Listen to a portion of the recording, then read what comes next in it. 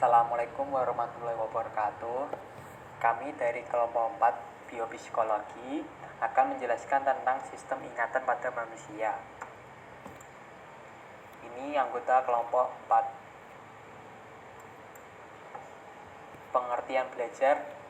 Menurut pengertian secara psikologis, belajar merupakan suatu proses perubahan, yaitu perubahan tingkah laku sebagai hasil dan interaksi dengan lingkungannya dalam memenuhi kebutuhan hidupnya. Menurut Hildegard dan Bauer, belajar memiliki arti memperoleh pengetahuan atau menguasai pengetahuan melalui pengalaman, mengingat, dan mendapatkan informasi atau menemukan. Dengan demikian, belajar memiliki dasar adanya aktivitas dan penguasaan tentang sesuatu. Menurut Thornton mengartikan belajar adalah suatu perubahan dalam diri individu sebagai hasil interaksi lingkungannya untuk memenuhi kebutuhan dan menjadikannya lebih mampu melestarikan lingkungan secara memadai. Menurut James Whittaker, belajar adalah proses di mana tingkah laku ditimbulkan atau diubah melalui latihan atau pengalaman.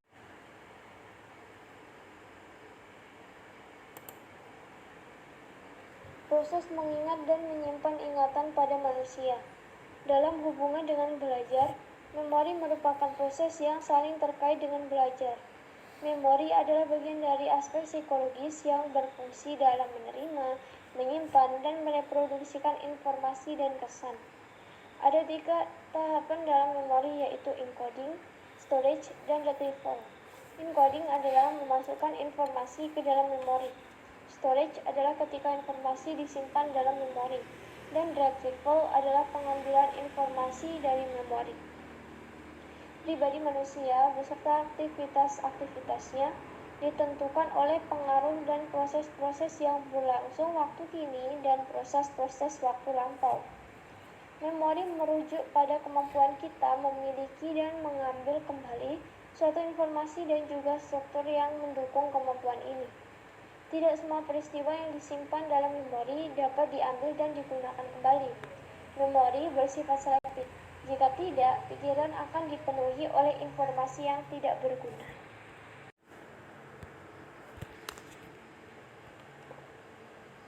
Berikutnya, jenis-jenis memori. Menurut Richard Atkinson dan Richard Severin, ingatan disimpan dalam 3 sistem penyimpanan informasi, yaitu memori sensori, memori jangka pendek, dan memori jangka panjang. Yang pertama, memori sensoris. Memori sensoris berkaitan juga dengan penyimpanan informasi yang diperoleh dari penerimaan panca indera. Memori sensoris merupakan proses penyimpanan informasi melalui syaraf-syaraf sensoris dalam jangka waktu yang sangat pendek. Karakteristiknya adalah kemampuannya besar, memuat informasi sensorik, serta ingatan yang sangat singkat mengenai gambar. Encoding dalam memori sensoris. Pada saat mata melihat sesuatu, gambaran objek melalui sistem indera akan disampaikan ke bagian penyimpanan otak melalui impuls-impuls syaraf. Storage dalam memori sensoris. Memori sensoris memiliki kapasitas memori yang sangat besar, namun penyimpanan tidak berlangsung lama atau cepat hilang. Yang kedua, memori jangka pendek. Merupakan proses penyimpanan memori secara sementara yang artinya memori tidak bisa disimpan lama. Ciri-cirinya yaitu kemampuan terbatas serta kemampuan menyimpan item-item untuk waktu yang sangat singkat, hingga 30 detik tanpa melakukan pengulangan. Encoding dalam memori jangka pendek. Informasi yang didapatkan akan diterima di otak dengan sebutan kontrol proses.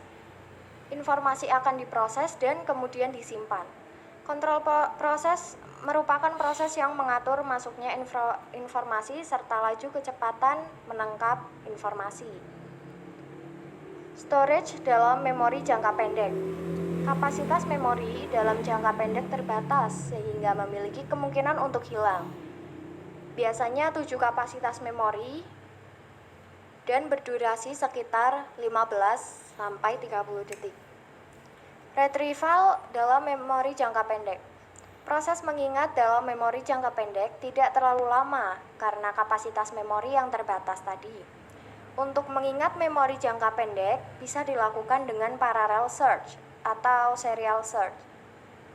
Yang ketiga ada memori jangka panjang. Memori jangka panjang merupakan proses penyimpanan yang bisa diingat cukup lama dan relatif bersifat permanen. Ciri-cirinya yaitu kemampuan yang tidak terbatas, kedua menyimpan informasi dengan teratur dan berdasarkan sistem indeks, yang ketiga bersifat permanen. Nah, encoding dalam memori jangka panjang, prosesnya terjadi hampir sama dengan memori jangka pendek.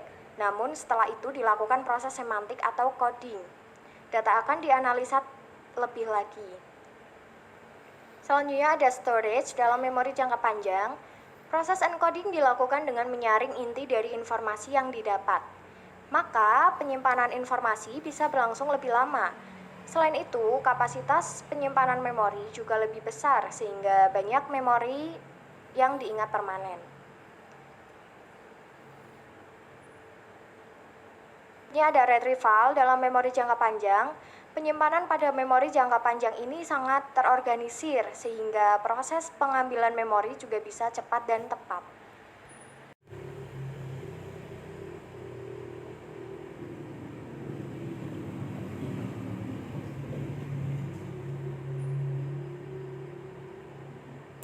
Ingatan dalam Quran surat Al-Mudaththir ayat 18 dan 21.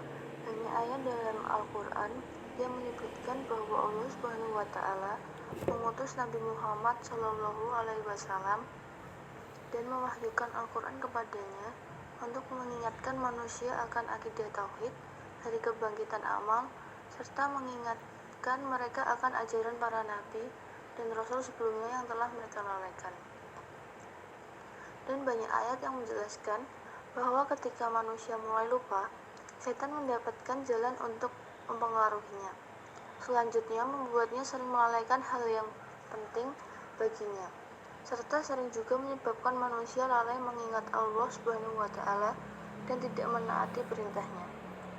Di antara contoh ayat tentang ingatan yaitu di Quran surat Al-Mudaththir ayat 18 dan 21. Yang berbunyi faqadar faqara'inahu. Pada Quran surat Al-Mudaththir ayat 18, yang artinya sesungguhnya dia telah memikirkan dan menetapkan. Menurut tafsir Al-Muyassar atau Kementerian Agama Saudi Arabia, ayat di atas berartikan dia atau orang-orang kafir memikirkan dalam dirinya dan juga menyiapkan apa yang hendak diucapkannya untuk mencela Nabi Muhammad Shallallahu Alaihi Wasallam dan Al-Quran.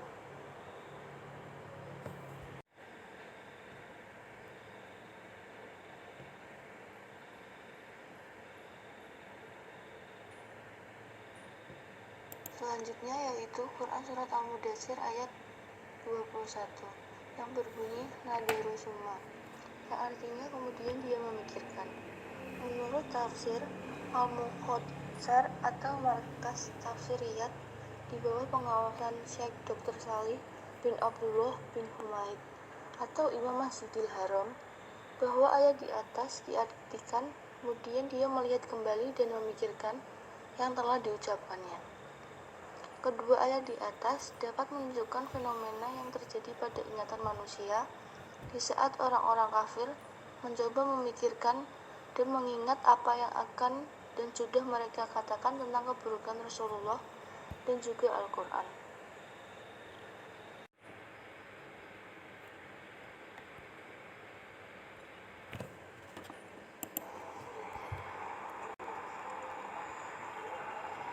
Sekarang saya akan menjelaskan pengertian secara umum tentang lupa. Lupa atau forgetting ialah hilangnya kemampuan untuk mengungkapkan kembali informasi yang telah diterima atau yang sudah dipelajari. Nah, menurut Gulo tahun 1982 dan Reber tahun 1988, lupa ialah ketidakmampuan mengenal atau mengingat sesuatu yang pernah dipelajari atau dialami. Dan menurut Muhib bin Syah, Lupa bukanlah peristiwa hilangnya item informasi dan pengetahuan dari akal seseorang.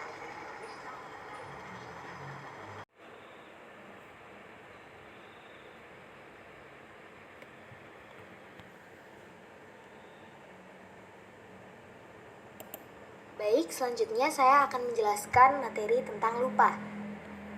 Lupa terjadi karena gangguan konflik antara item-item informasi atau materi yang ada di dalam sistem memori siswa.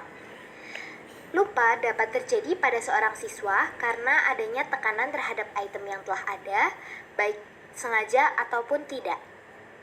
Nah, menurut Anderson tahun 1990, lupa dapat terjadi pada siswa karena perubahan situasi lingkungan antara waktu belajar dengan waktu mengingat kembali.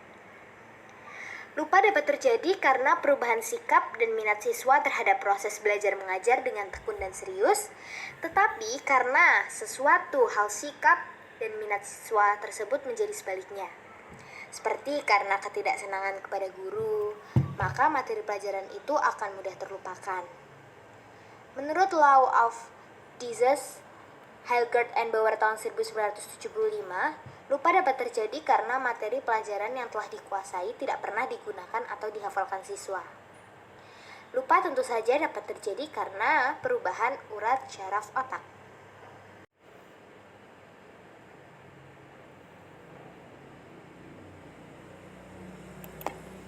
Pengertian amnesia. Amnesia atau sindrom amnestik adalah sebuah kondisi yang menyebabkan penderitanya kehilangan memori atau ingatan.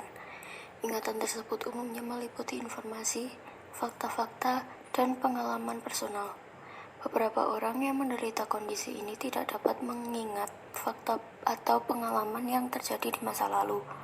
Lebih parahnya lagi, banyak pula yang mengalami kesulitan membentuk atau menerima informasi dan memori baru.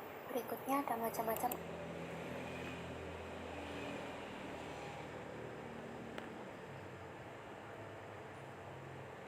amnesia. Menurut Alodok, amnesia terbagi menjadi 7. Yang pertama, amnesia antrograd. Pengidap amnesia ini hanya dapat mengingat peristiwa yang sudah berlalu. Penyebabnya karena adanya peradangan pada bagian jaringan otak akibat dari suatu penyakit, atau bisa juga karena mengalami keracunan alkohol yang menyerang otak. Akibat dari amnesia antrograd ini, pengidap hanya bisa mengingat kejadian atau peristiwa sebelum mengalami amnesia.